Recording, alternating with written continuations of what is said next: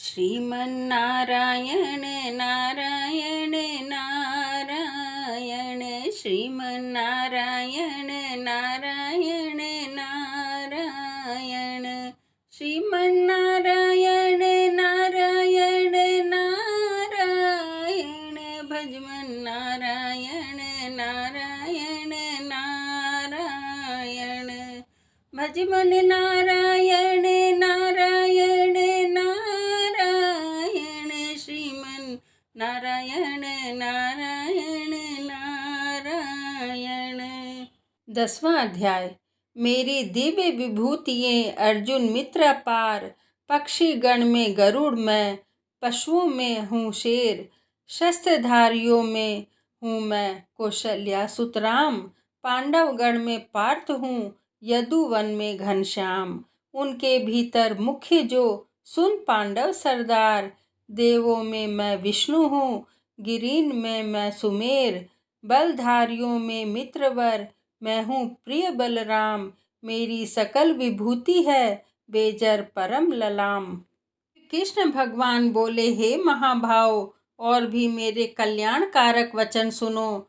तुम पर मेरी अत्यंत प्रीति है, अतएव तुम्हारे कल्याण के लिए कहता हूँ। मेरी उत्पत्ति का हाल न तो देवता ही जानते हैं और न महर्षि लोग, मैं ही देवों को और महर्षियों का आदि कारण हूँ। जो मुझे अजन्मा अनादि और सब लोकों का ईश्वर मानते हैं, वे सब मोह रहित हैं, उनके पाप नष्ट हो जाते हैं। बुद्धिमान क्षमा, सत्य, दंभ, श्रम, सुख दुख, जन्म मरण, भय अभय, अहिंसा, ममता, संताप, तप, दान, यश अपयश इत्यादि जो अनेक प्रकार के भाव हैं, वे सब मुझ में उत्पन्न होते हैं। 7 महर्षि और उनके पहले 4 मनुष्य मेरे मन से उत्पन्न हुए। जो मनुष्य मेरी इस विभूतियों को भली भांति जानते हैं, वे निश्चय योग से सिद्ध होते हैं, इसमें संदेह नहीं। यह जानकर मैं ही सबको उत्पन्न करता हूँ और मुझे ही से सबकी प्रवृत्ति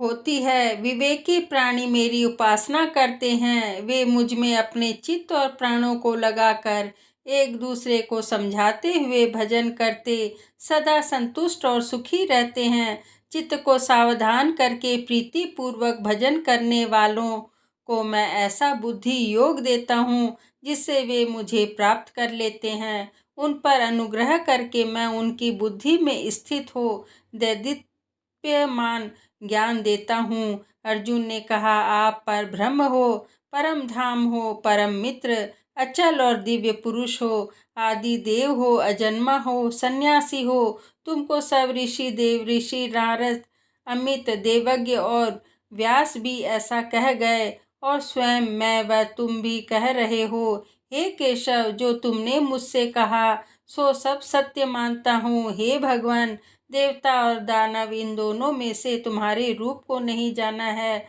हे सब चीजों के उत्पन्न करने वाले भूतेश, हे देव, हे जगतपते, हे पुरुषोत्तम, आप स्वयं ही अपने को जानते हैं, अतः आप अपनी गत दिव्य विभूतियों का हाल पूर्णतया वर्णन कीजिए, जिनके द्वारा आप इन सब लोकों में व्याप्त हो रहे हैं। चिंतन करता हुआ मैं आपको किस प्रकार से जान सकता हूँ? आपका ध्यान किन किन भावों से करना उचित है? हे जनार्दन, कृपया अपनी माया और विभूतियों का विस्तार से कहिए। इस अमृत रूप आपकी वाणी को सुनने से मेरा मन तृप्त नहीं होता है। श्री कृष्ण जी बोले, मेरा विस्तार तो अनंत है, तो भी मुख्य मुख्य विभूतियों को मैं तुम्हें सुनाता हूँ। गुण के समस्त भूतों के अंतःकरण में रहने वाला आत्मा मैं ही हूँ। मैं ही उनका आदि मध्य अंत हूँ। मैं ही आदित्यों में विष्णु, प्रकाशकों में अनेक किरणों से विभूषित सूर्य, मरुद गणों में मारीच, नक्षत्रों में चंद्रमा मैं ही हूँ। मैं वेदों में साम में, देवों में विष्णु, इंद्रियों में मन और घृत मात्र में चैतन्य मैं ही हूँ। रुद्रों में शिव, यक्षों में कुबेर, अष्टवसुओं में अग्नि और पर्वतों में सुमेरु मैं ही हूँ। हे पार्थ, पुरोहितों में बृहस्पति, सेनापतियों में स्कंद और जलाशयों में समुद्र मैं ही हूँ। महर्षियों में भृगुवाणी हूँ, अक्षरों में ओंकार, यज्ञों में जप और स्थावरों में हिमालय मैं ही हूँ। वृक्षों में पीपल, देव ऋषियों में नारद, गंधर्वों में चित्ररथ, सिद्धों में कपिल मुनि, वेदों में अमृत से उत्पन्न उच्चैश्रवा, गजेंद्रों में ऐरावत और मनुष्यों में राजा मैं ही हूँ।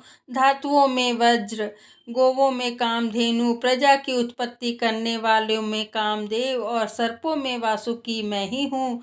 नागों में शेषनाग, जलचरों में वरुण, पितरों में अरयम्मा और शासन करने वालों में यमराज मैं ही हूँ। शुद्ध करने वालों में वायु, शस्त्रधारियों में राम, नदियों में गंगा मैं ही हूँ। हे अर्जुन, मैं सब प्राणियों का आदि मध्य अंत, विद्याओं में आध्यात्म विद्या और वाद विवादों में वाद मैं ही हूँ। अक्षरों में ओंकार, समासों में द्वंद्व, अक्षर, कोख और चार मुख वाला ब्रह्मा भी मैं ही हूँ। सबको हरने वाली मृत्यु, भविष्य में होने वाले पदार्थों की उत्पत्ति, स्त्रियों में कीर्ति, लक्ष्मी, वाणी, स्मृति, मेघा, घृति और क्षमा मैं ही हूँ। सामवेद में ब्रह्मत साम, छंदों में गायत्री, मासों में मार्गशीर्ष और ऋतुओं में बसंत मैं ही हूँ।